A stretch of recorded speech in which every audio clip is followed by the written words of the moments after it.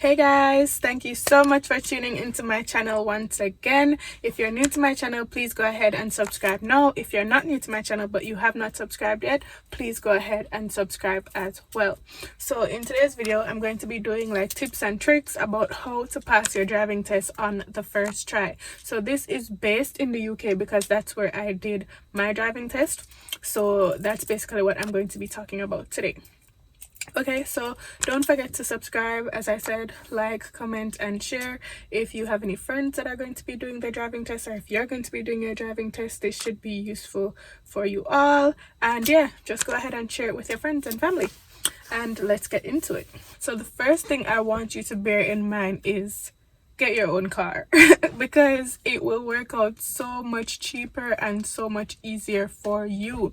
Driving lessons in the UK is anywhere between 25 and 30 pounds an hour for driving with the instructor, and it's advised that you drive like at least twice a week and at least 2 hours. So like 1 hour lessons makes no sense because literally by the time you get into the driving, the lesson is over. So it has to be 2 hours and it has to be like at least twice a week. So that's 100 pounds you are spending per week. It wasn't a case where my instructor at least did not set a set date or like a set timeline or time frame that he was trying to get me driving by, and so I found that I was just spending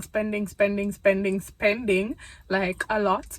So this money that I was spending, like £100 a week, was literally from my pocket. So I don't know, I was feeling it.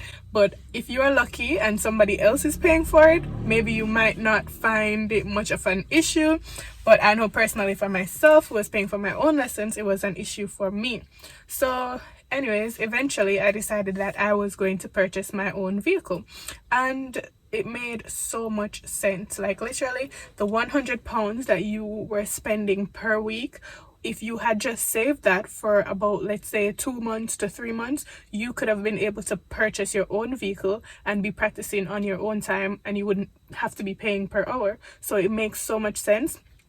And if you're using your own vehicle, you can have like maybe a parent sitting in the car while you practice, or you can even have the same instructor and they'll come in the car and practice with you, and it might be a bit cheaper. I think it was only like £2 different or so, but you know, it still works out better for you because you'll be driving more often and you won't have to have necessarily like, you won't have to be paying an instructor like each time you need to drive. And yeah, in terms of like getting a vehicle that you can drive with, like you can literally just get a second-hand vehicle that is like, let's say, 500 to £1,000. I wouldn't suggest the £500 ones because they might be a bit of, you know, it might be a bit of like a trouble vehicle, something that will need repair and all that. But yeah, just stick to your budget really. If you can get a good vehicle, like a £2,000, £3,000 second-hand vehicle that you can use to drive, that is perfect. And once you have secured your vehicle, it is really easy to get learner insurance. I know, for example, Collingwood, they do learner insurance for really cheap. It's actually cheaper than regular insurance when you actually pass. But yeah, if you want learner insurance, that's a good company that you can check out as well. I'll ensure to put the name in the description so that you guys can find them. And yeah, basically once you've gotten your car, once you're driving like every week, you will get used to it. You will get the hang of it once you just have somebody that can sit in the car with you, and you know, you can move around. And of course you have to have like the L on your car to show that you're a learner. But yeah, that is basically the best way, I would say, when you are starting off and when you're learning how to drive. They're not always going to be honest and say that, okay, you're ready to do your test now. Some of them are just trying to line their pockets, like, honestly. So basically, if you pass your test, they lose a customer. Oh,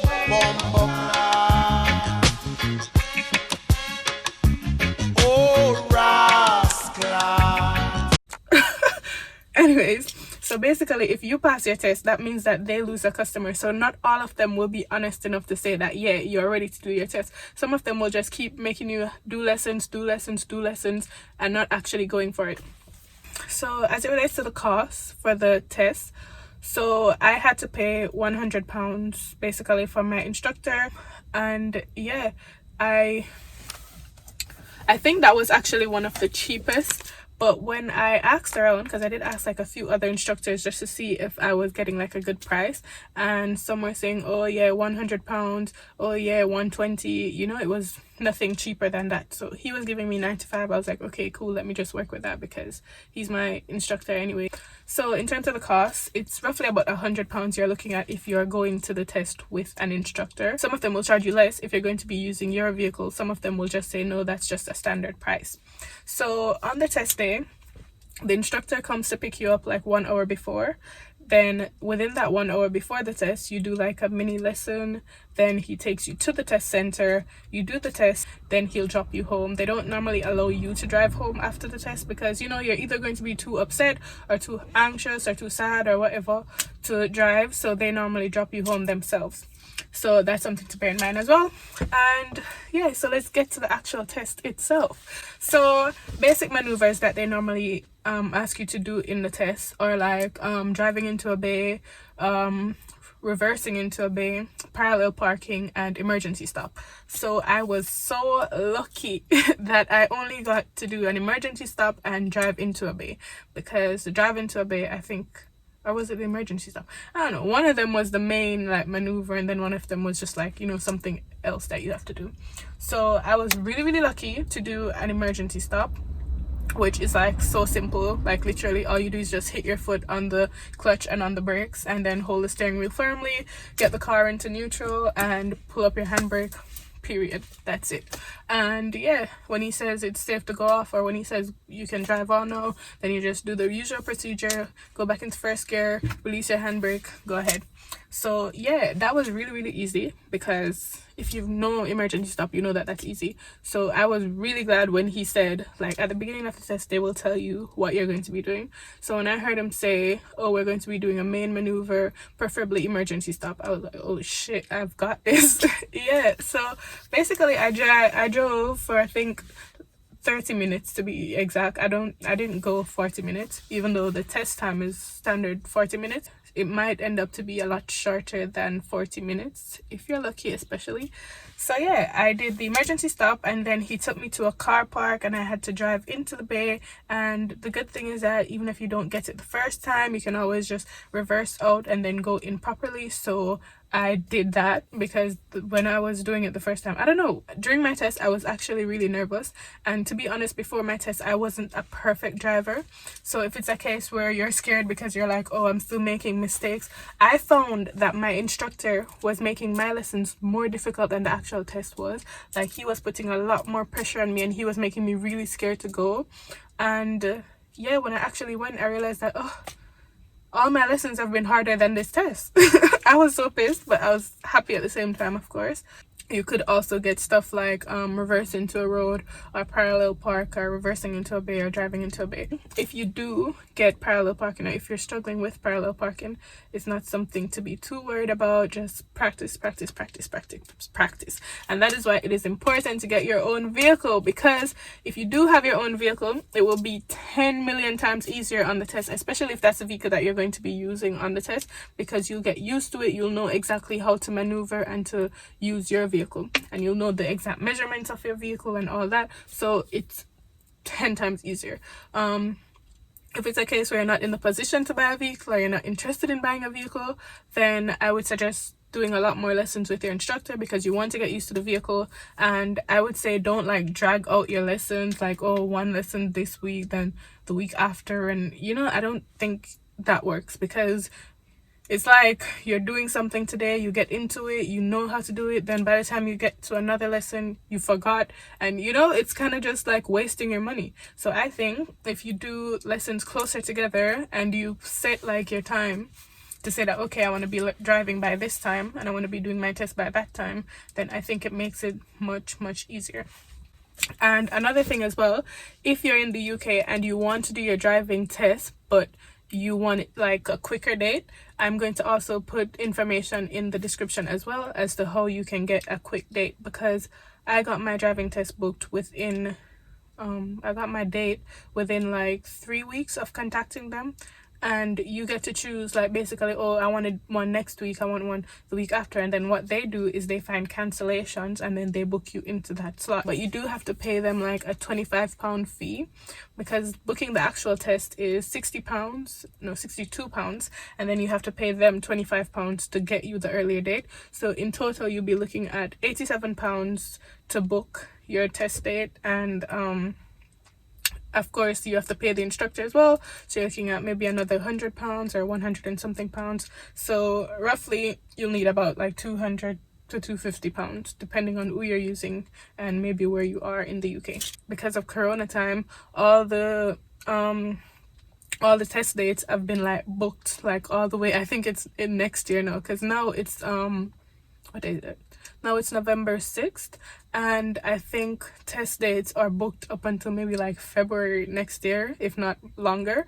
Okay, so during your test, what they look for most is your observation, and what else would I say? Your control of the vehicle is very important. So I would suggest, like, they want to see you checking your blind spots, they want to see you looking. So I would suggest, even if you're going to be turning there, you check your rearview mirror like constantly, and you check your two side mirrors, and then you ensure that you turn your head to look behind and check your blind spots, because they will be looking at you to see that you do that. He wants to see that you turn to look in your blind spots before you put on your indicators. That's very important, because if you indicate before you turn, that means that you did not do it correctly. In terms of your control of the vehicle, ensure that, you know, especially if you're driving like a manual vehicle, you know, it's going to be harder to control than an automatic vehicle. And because I'm so ambitious, apparently I decided to do manual. But yeah, you just need to ensure that you're changing gears smoothly, you don't have the car doing this, and yeah, that's definitely something to be aware of. Ensure that you're going at the right speed in the right situations. So if you're going to be passing a parked car on your side, as well as there's another vehicle coming, ensure that you slow down and you gear down so that you can get through at the right speed and safely, because they definitely will be looking at that. During the test, they're going to give you, like, I think the first maybe 15 minutes or so is going to be directed by the sat nav, and that's the monitor that they'll put in the car that gives you directions. And then I think after that 15 minutes, then they will tell you where to go.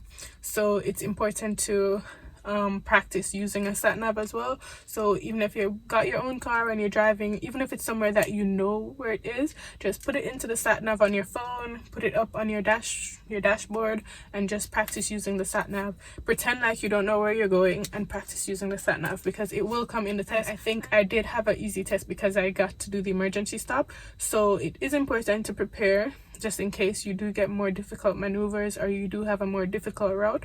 But as I said, those are some main things that they are looking for. And yeah, I've heard from my instructor that especially if you're doing like a parallel park, the minute you touch the curb, the test is over, you have failed. I don't know how truthful it is. I don't know, maybe I think some examiners like might be lenient and they might say, okay, yeah, you know, they might overlook it. So it also depends on the instructor that you get. I don't know, I'd say just pray about it, because personally I know I prayed the entire weekend, and I had my test the Monday. I was like, God, please let me get an easy test, please let me get a nice instructor, and I did. So I am absolutely grateful for that. And I got my driving license within literally 4 days of passing my test, because the instructor told me like, oh, it might take up to 2 weeks. If it takes longer, then just give them a call. I passed my test on the Monday, got my certificate, and then by the Thursday, the license was in the mail. I was like, dang, that was fast. But yeah, that's basically all the advice that I have to give. I would say personally, get the car. If you can't get the car, then set a budget and set a time frame that, okay, I want to be driving by this time, nothing more, nothing less, that's it. And get you a good instructor, one that's not so, you know, greedy, and one that actually wants you to pass the test. And if you can book like they do like bulk booking, some instructors, that gives you a cheaper rate. So for example, if you're going to be booking 10 lessons with them, then you might get a cheaper rate. So if you can do that, then I would suggest doing that as well. And the show me tell me questions as well, do pay attention to those. I don't think it's a major mark, like if you don't get them right, but it's good to get them right. So yeah, ensure to have a look at those. And if you are using your own vehicle, ensure that you know the show me tell me questions based on your vehicle. If you're using your instructor's vehicles, ensure that your instructor shows you in advance and maybe refreshes your mind from time to time so that you'll be able to know what to do. And remember that they're going to ask you the show me question while you're driving. So it's important to practice while you're driving, to maybe put down the windows, to turn on the demister for the front glass or for the back glass, to show your direction indicator, stuff like that. Ensure that you know how to do them while driving as well. So anyways, I think that's enough of the tips and advice for now. Thank you so much for watching this video, guys. If you're new to my channel, as I said, please go ahead and subscribe. If you're about to do your test, I wish you the best of luck and I hope you are successful. And yeah, remember to share this video with your friends and family that are going to be doing the test. And once again, thank you for watching. Bye.